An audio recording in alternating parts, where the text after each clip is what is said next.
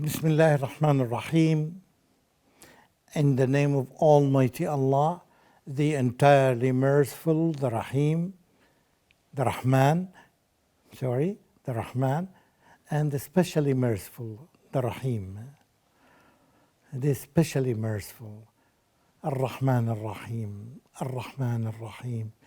Bismillah ar-Rahman ar-Rahim. Assalamu alaikum wa rahmatullahi wa barakatuh.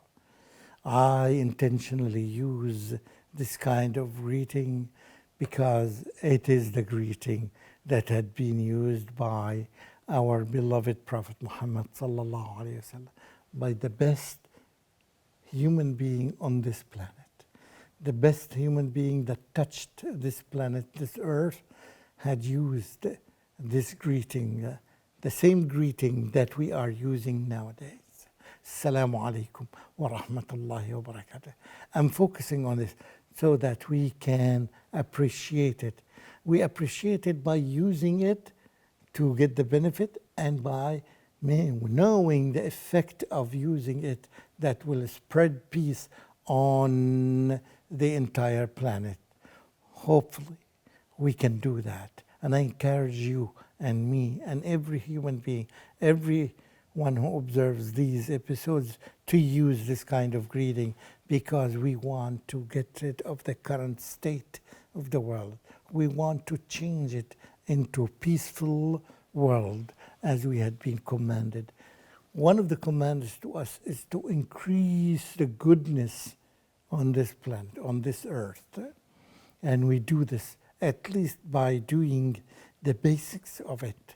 The basis, we are building the basis for getting this positive and peaceful society by sharing our greeting. Assalamu alaikum wa rahmatullahi wa barakatuh. Welcome to this episode. Welcome to Take Treasures. I'm sure that you are ready to take as many treasures as you can. Today we are going to discuss one small ayah, very short ayah. I hope first step is you memorize it while you are understanding, while we are trying to explain it and understand it. You can memorize it. This is ayah number 7. Ayah number 7, chapter number 48. It's called Surah Chapter Al-Fath, Surah Al-Fath, whereas the ayah is number 7. It reads in Arabic, A'udhu billahi minash shaitan ar-rajim. We always take refuge with Allah subhanahu wa ta'ala to keep away the evil of the shaitan away from us. وَلِلَّهِ جُنُودُ السَّمَاوَاتِ وَالْأَرْضِ وَلِلَّهِ جُنُودُ السَّمَاوَاتِ وَالْأَرْضِ وَكَانَ اللَّهُ عَزِيزًا حَكِيمًا, which can literally be translated, and to Allah belong the hosts of the heavens and the earth. And Allah is ever almighty and all-wise. Going back to the first part of the ayah that says, وَلِلَّهِ جُنُودُ. Junudu can be translated as soldiers, as tools.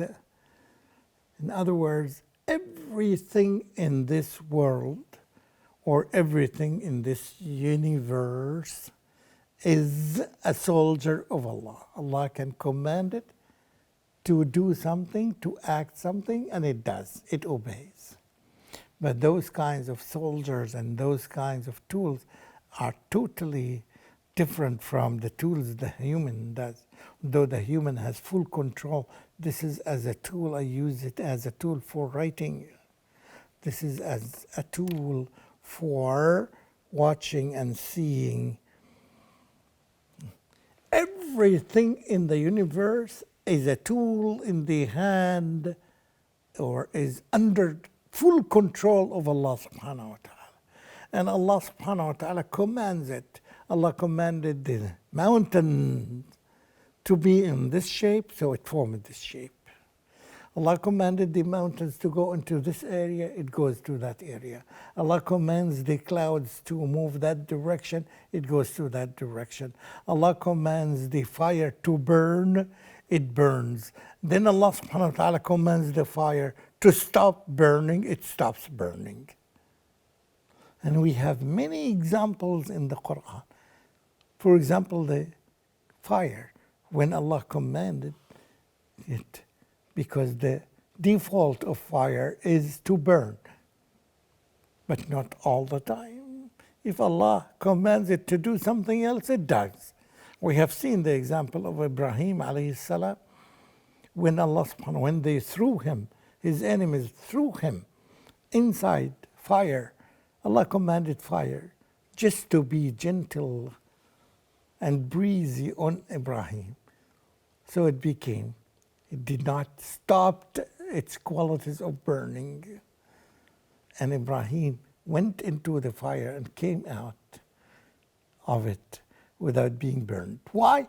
Because Allah subhanahu wa ta'ala just commanded the fire.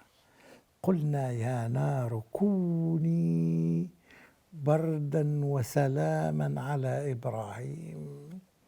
We commanded the fire to be cool and breezy on Ibrahim and gentle on Ibrahim, and it did. The fire that burns did not burn. Why? Because it is a soldier, it is a tool under the control of Allah subhanahu wa ta'ala. Whatever Allah commands it to do, it does, and it obeys. The same thing happened. Everything in the universe around us is a tool. We just gave the example of look at the rain around you. Allah subhanahu wa ta'ala commands the rain to go to a specific direction, to the northeast or the southwest or the center or in any direction, and it goes.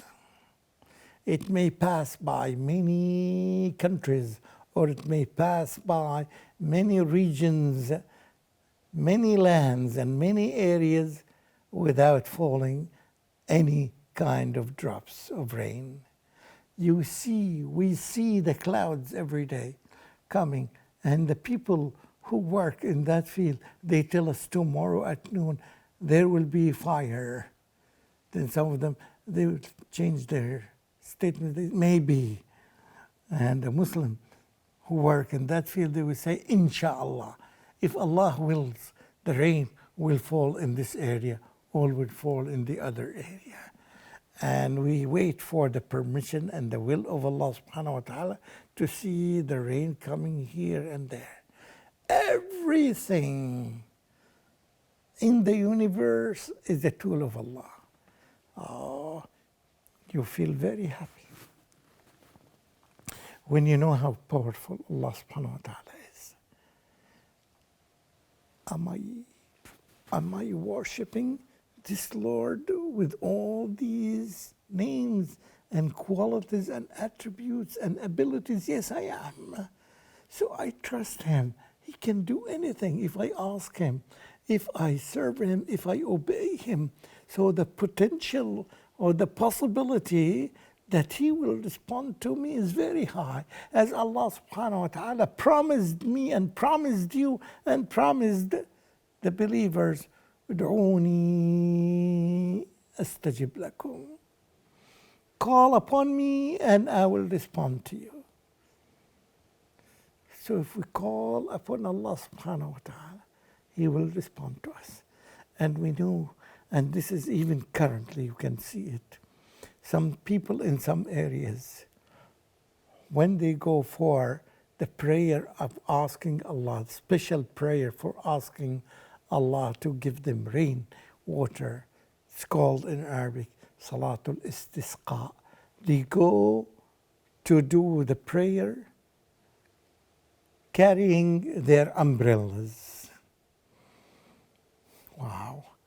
They have full trust in Allah subhanahu wa ta'ala that Allah will give them rain. And because they are sure or certain that this will happen, inshallah, by the permission of Allah, they carry their umbrellas with them. And Imam Abu Hanifa used to invite the non-believers to attend these prayers to see the power of Allah subhanahu wa ta'ala. Because they have full trust in Allah. Du'uni astajib lakum.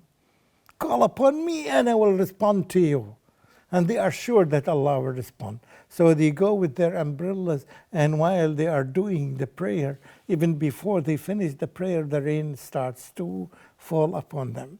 Wow, it's an amazing events that happen around us, but a lot of people don't pay attention. A lot of people are away from thinking in the right direction. Only a limited number of people who think in the right direction. This is because you have this. How do we gain this kind of trust? When we read an ayah after an ayah after an ayah, when we finish a chapter of the Quran and another chapter, all of this help to build this trust between us and Allah. Because you see the ayat are happening around you every day. You see the colors of the flowers that are different, although you put the seeds that they look like each other. These seeds, when you put them in the soil, after you water them and they leave them, they grow at a certain age, at a certain time, they look differently, totally different. They were similar, then they became different with different colors, and all these are signs of the ability of Allah subhanahu wa ta'ala. And the ayat, the Quran is full of these kinds of ayat that helps build the foundation of faith in Allah subhanahu wa ta'ala. And you cannot imagine the enjoyment that a believer has in his or in her heart when he and she develops this kind of faith of belief in Allah subhanahu wa ta'ala.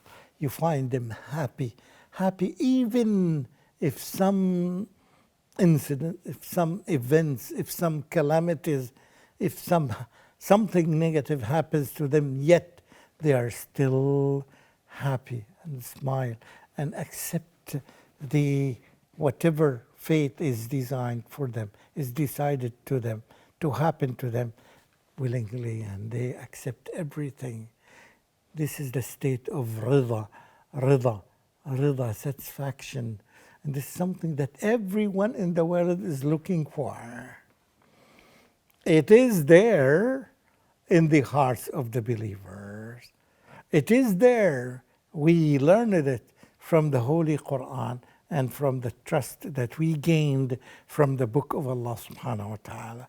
You're not going to get it for free. It requires some reflection from you and some reading, consistent reading of the ayat of Allah subhanahu wa ta'ala, and then it develops. It grows and grows and grows. Unfortunately, most of the people nowadays go into the wrong direction. They find that some researchers in some countries, they developed a theory how to cause happiness to happen to the people of this area or that area. And they forget that already this had been done by Almighty Allah subhanahu wa ta'ala. And we have hundreds and thousands of evidence, solid evidence in the Holy Quran. And we have the scholars among us to remind us of the incidents and the events that happen in the world, but the people are ignoring them. They are not mindful to them. They are heedless to them. Yet only the believers, the certain believers who have certainty in their hearts can gain that. And we are invited by this episode and many other episodes and by many other scholars to share this kind of happiness with each other. We are not selfish. We are born not to be selfish. We are born to share whatever treasures we have. And we share all the treasures that we have, we gained from the Quran. We are not losing anything. In fact, we are gaining. The more we share, the more we gain. What else do we need? We just need to share. And this is one of the benefits that we benefit from the Holy Quran. In addition to many others, plenty, huge evidence, huge benefits that we gain. Every time we read the Quran, they are there in the Quran. We just need to share them. We need to make some studies. We need to make some selection of the ayat which will fit into this situation or in the other context or this or that, to make some sort of research or Quranic based research. Quran based research that's based on the Quran and on the Sunnah of our beloved Prophet Muhammad sallallahu alaihi wasallam. And I am sure that we will come up with things that will benefit the entire humanity. We have it. We have the treasure with us. We need to study it more and more, and we need to share it with each other. وآخر دعوانا أن الحمد لله رب العالمين والسلام عليكم ورحمة الله وبركاته.